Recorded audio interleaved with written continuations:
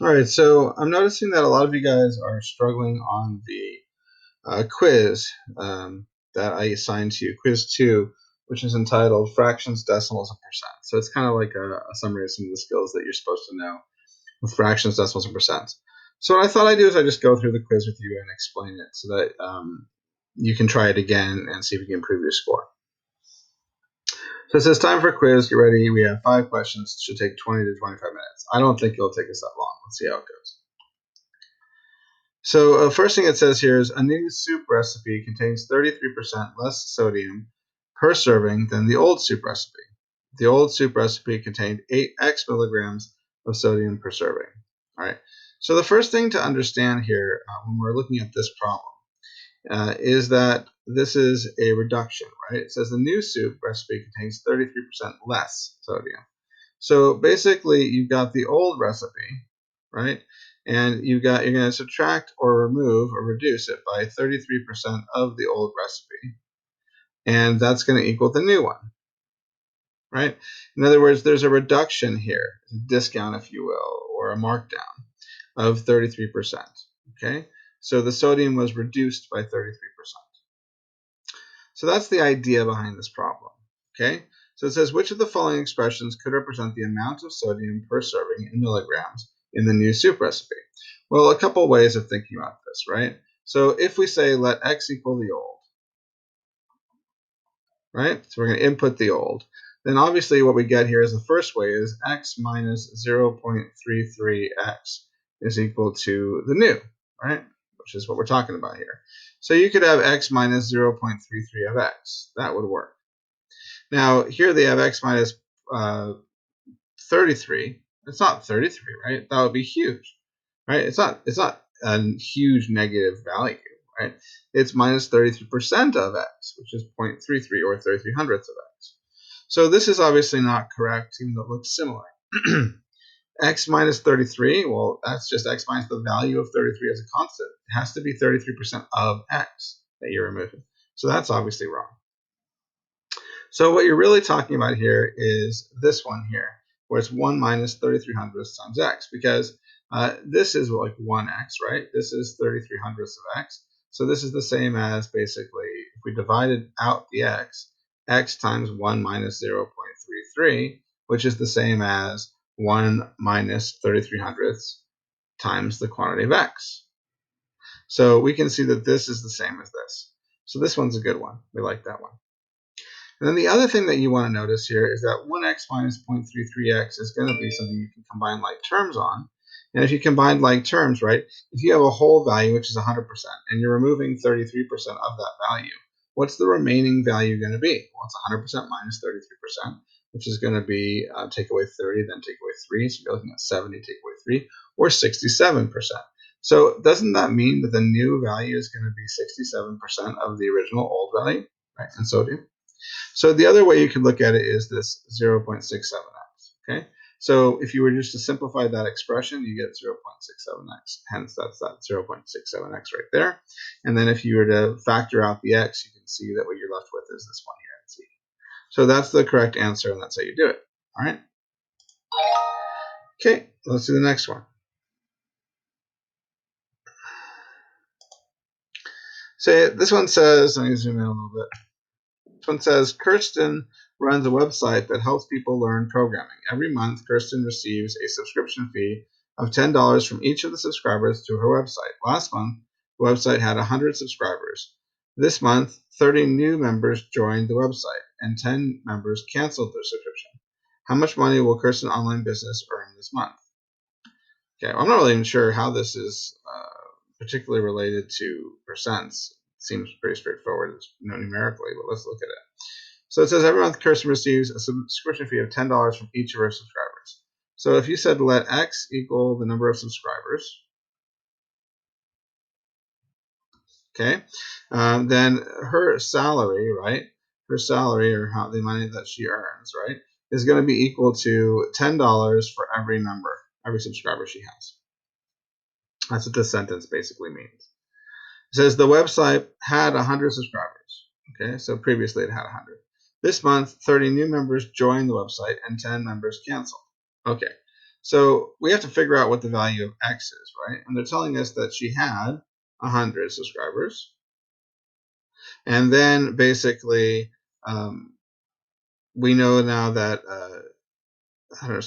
this month 30 new members joined the website. So you add 30 this month, right?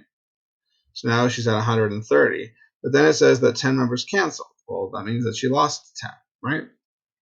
So this expression is the value of X, right? And then the salary is equal to 10 times X. All right, cool. So let's just find the value of X then. Well, 30 take away 10 is 20, and 20 plus 100 is 120. So what does that mean? It means that currently she has 120 subscribers. So this is how much money will Kirsten's online business earn this month? Well, this month she has how many subscribers? 120. Right? She had 100, she got 30 more, then she lost 10. So that means that she's going to have a salary of 10 times that very same 120. Now, what is 10 times 120? Just move the decimal one to the right. So you're looking at 1,200. So her salary is going to be $1,200. I don't really know how that relates to percents, but that's obviously something. So yeah, that just seemed much more straightforward than what I thought it would be for this type of quiz. All right, let's move on. Gabriella, there. This is another percent problem. All right, awesome. So this one says, Gabriella has a dinner at a cafe and the cost of her meal is $45. Because of the service, she wants to leave a 15% tip. What is her total bill, including tip? So the total bill is going to be the cost of the meal, which is X, right, plus the 15% tip, which is 0.5X, right? So 100% of the meal plus the 15% tip. That's the total cost of the meal, including tip. So what you can notice about that is that's 1x plus 0.15x, which is the same as 1.15x. In other words, you have the meal price, you're marking it up by the tip amount, and then you're going to end up with the percentage of the meal price, including tip, which is going to be 115% of the meal cost, right? So that's kind of the story that we're telling here, right? The total bill is going to be 1.15 times the original bill before tip. So if we say let X equal the cost of the dinner, right? So you can call it the meal cost. Then we know that 1.15 times X is going to equal the total bill she pays, including tip. So we know that X is $45, right? We know that that happens to be what? 45 bucks. So we know that now we can take that value of 45 and we can replace X with it right there. And so now what you get is the total cost of the meal, including tip, is just going to be the $45 plus 15% of 45. Now, if I was doing this in my head using benchmark percents, like if I was at the restaurant actually calculating this, well, the way I would do it is I would just do 45, right? 100% of 45 plus 15% of 45, which is going to be 10% of 45, which is 4.5, plus half of that, which is 2.25. So that's the way I would do it mentally. And what you end up with is, dun dun dun, drum roll please, $6 plus the 45, which is $51, plus 50 cents plus 25 cents, which is 75 cents. So you're looking at $51.75. And then you can always check it on a calculator to make sure you didn't make any mental boo-boos. So if you did 1.15 times 45, you're going to get what? 51.75. And that's kind of how I would do it mentally, though. I just do it as 100% plus 10% plus 5% of the meal cost. So there you go. 51.75 is our answer. Put that in carefully, and you're done. All right. The next one, let's erase this. All right. So this one says, after Batman brought the Joker to justice, the crime rate in Arkham City decreased by 12%. Previously, the crime rate Previously, the crime rate was C incidents per 1,000 people. All right. So obviously, they've let C equal the crime rate, right? That's the crime rate they had, which was C instances per 1,000 people. It was reduced by or decreased by 12%. So what you can think about this is, basically after the Batman brought the Joker to justice, right? So I don't know what you want to call that as a variable, but like after Batman, right? This would be. All right, so after Batman did his thing, right? The crime rate was C, but then it was reduced by 12% of C. So what you're talking about here is the crime rate after Batman brought the Joker to justice, B, which we can write that out, but I don't feel like writing it out, is equal to the crime rate previously, right? Before Batman brought the Joker to justice, minus 12% of the crime rate before Batman brought to justice. So anyways, so that's kind of what we're talking about here. So this is C, let's C equal the crime rate, but this is the crime rate previously, if you want to think of it, or before Batman, okay? And so this is your equation that you're talking about, right?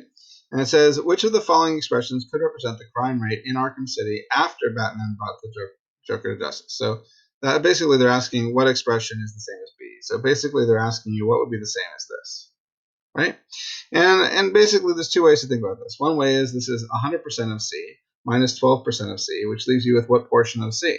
Well, 100% minus 12% is going to be 88%. So I think we can all safely say that this is going to be reduced, right, to 88% of what it was before Batman did his thing. Okay, so after Batman did his thing, it's 88% of what it was before Batman did his thing. Makes sense? He reduced it by 12%. The other way to think about this is to factor out the C. So you can think of it as 1 minus 0.12 times C. That would be a way to think about it. So you could do that. These are both going to end up with the same values, obviously, and they should, because we want them all to have the same value. So in terms of what answer makes the most sense here, obviously A is a good answer, right? Because you reduced 100% by 12%, you end up with 88% of C. I'm looking for something else that's the same. Now, I'm looking at 22 25ths, and I'm saying if I multiply top and bottom by 4, wouldn't that be 88 out of 100? So this is also going to work. C minus 0.12 isn't going to work because there's no C on that. You need to have C minus 0.12C. Otherwise, you're just taking away a constant of 0.12, which is not what we're talking about. We're talking about 12% of the original crime rate. C divided by 1.12 doesn't make any sense because, like, where did that even come from? Like, that doesn't really relate to the story. And then 0.12C, that's going to be 12% of C, right? 12% of the original crime rate, which is what it was reduced by. That is the reduction amount, right? But you're not subtracting it, you're not taking away from anything, so that's not complete thought at all. This would be an expression that just means the amount that of crime per 1,000 people that were removed, basically. That's it. The crime rate element that was removed. Okay, so I think it's just obviously A and B. So. Let's take a look at the next one. So for this next one here, it says, because of a problem in the program, the timer in a video player did not begin counting until the video had been playing for several seconds. The player began counting at 0 seconds, even though the video had already played 190 frames. The video plays at 25 frames per second. How many frames had the video already played when the time was equal to negative 3 and 2/5 seconds? Oh, this one's a mouthful, isn't it? Okay, let's break this one apart and see kind of what it's talking about. So it says, because of the problem in the program, the timer in the video player did not begin counting until the video had been playing for several seconds. Okay, so there was like basically several seconds here of time that we have to figure out kind of what impact it had, right? Because it says it did not begin counting until the video had been playing for several seconds. So there's like missed time here, right? The player began counting at 0. The player began counting at 0 seconds. Okay. Player began counting at 0 seconds. Even though the video had already played 190 frames. So basically, in this period of time, it had played 190 frames. But it waited until here, and it said this was 0 seconds. So at 0 seconds, right, that's when it like already had completed 190 frames. All right. So the video plays frames at 25 frames per second. Okay. So if it's playing frames at 25 frames per second, the first thing we can figure out here is that how many seconds it should have read here, right? So when we think about this, right, it was 190 frames that had been covered before it started counting. We know it plays frames at 25 frames per second. So 190 frames divided by 25 frames per second will tell you how many seconds had passed that weren't counted, basically. So you're looking at 190 divided by 25. That's going to be the same as, looks like 4 to get to 100, and then 3 more to get 75. So this is going to be 4 plus 3, which is 7. And that would be 175. And then from 175 to 190, you're looking at an additional 15. So it looks like 7 and 15 25ths, which is the same as 7 and divide top and bottom by 5, 3/5. So it looks to me like this amount of time here was 7 and 3/5 seconds that weren't counted. So based on the way I'm interpreting the story, and hopefully I'm doing that correctly. So 7 and 3/5 seconds basically for that 190 frames.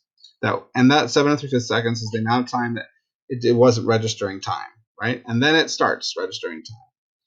It says how many frames had the video already played when the time was equal to negative 3 and 2/5 seconds.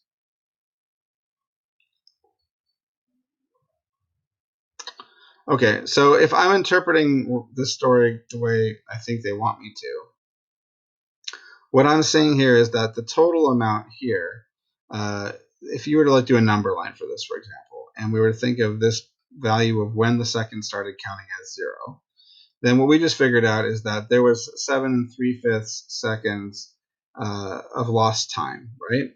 So if you're looking at like a number line that represents time, we would say that this distance here is 190 frames, right? And that was the second marker here on the number line. It looks like this, basically, right? And they're saying that how many frames had the video already played when the time was equal to negative 3 and 2/5 seconds? So they're saying if there was a time at negative 3 and 2/5 seconds, I don't know where that would be, but it looks like somewhere in this area, right? Somewhere like there, which is negative 3 and 2/5 seconds, right? How many frames had already played? So they're asking you for this value here, right? Like what's that value going to be? So I think this is kind of what they're talking about in terms of how to solve this problem. So if I'm trying to figure that out, basically, there's a couple ways to kind of go about this, right? You could figure out the frames per second. We already know. We know that this is 25 frames per second, right? So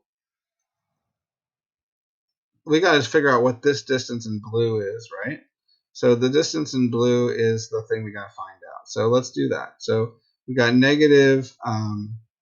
We don't really need the negatives in this case because what I really want is the absolute value distance from here to here. Oh, sorry, that erased for some reason.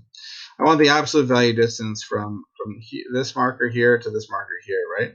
So I want to figure out what that distance is, right? Well, it doesn't matter whether it's on the positive or negative side of the number line, right? It's a certain number of seconds, right? So let's just figure out what number of seconds that is. We know that the frame rate is 25 frames per second, right? So what I would just do is I would just go 7 and 3/5. And we're going to subtract from that 3 and 2/5 and find the difference between those values, basically, right? So it doesn't matter if positive or negative. That's not really important. What's important is what is the value here in terms of the number of seconds that we're talking about for that blue question mark. So if we do that, we've got 7 and 3/5 minus 3 and 2/5. You end up with 7 take away 3, which is 4, and 3/5 take away 2/5, which is 1/5, right? So what we're talking about is 4 and 1/5. So if we were to model the story here, right, this distance is going to be an increase of 4 and 1/5 seconds, right? So this is 4 and 1/5 seconds going to the right, and then an additional 3 and 2/5 seconds would get you to the total number of seconds going to the right, which would get you to 0 seconds, right, where the marker was 0, right? So this idea of these two together adding up to 7 and 3/5, which gets you back to 0, basically, right? If you're moving to the right, that's why they're positives, okay? Because time moves forward, doesn't move backwards, right? And frames are going to move forwards, not backwards. So it's not going to be a negative number of frames. It doesn't even exist. All right. So ultimately speaking, what we're really talking about here is a value of 4 and 1/5. Like I said, it's like an absolute value idea. So how far is this from 0? This is 4 and 1/5, kind of towards the 0. This is 3 and 2/5 towards the 0. Together, they're 7 and 3/5 from 0. So 4 and 1/5 is the amount of time that elapsed, right? So there's 4 and 1/5 seconds that had already played at this time marker. So at that time marker of negative 3 and 2/5, right, we know that 4 1/5 seconds have already passed from when they actually started, that even though they haven't been recorded. So how many frames is that? All right, so now we know that this 4 1/5 is the seconds. We want the number of frames. So now we can erase all this. And we know that it's 25 frames per second, right? So all we need to do is say that we've got 25 frames per second, that's your multiplier, times the number of seconds, which is 4 1/5. And that's going to be the number of frames that had passed at this point mark, this time marker of negative 3 2/5 seconds. So 25 times 4 is 100. 25 times 1/5 is 5. So you're looking at 105 frames. So if you were to think about the story here, right? This is kind of what the story looks like. So I just like to kind of finish this off and whatever. So this value is negative 7 3/5. That's a seconds value. This value is negative 3 2/5. That's a seconds value. And this is 0. Okay. These aren't our lines or increments. I'm just arbitrarily drawing these points. They're not drawn to scale. But this is the concept, right? So this is our number line, okay? On bottom, you've got seconds. And on top, you've got frames. Okay? Our frames are that at the 0 marker, right, 190 frames have been played. Right? It says the player began counting at 0 seconds, even though the video had already played 190 frames. So there's 190 frames at 0 seconds. We know that the number of frames at negative 3 2/5 was equal to 105 frames. And we know that obviously the frames started at 0 when the seconds were actually at negative 7 3/5 seconds, because it didn't record when they started. So this is your double number line. This is how all the values relate to each other as far as I'm interpreting the problem. So how many frames had the video already played when the video time was equal to negative 3 2/5 seconds? I would say 105 frames. That's how I do the problem. All right. Stop that.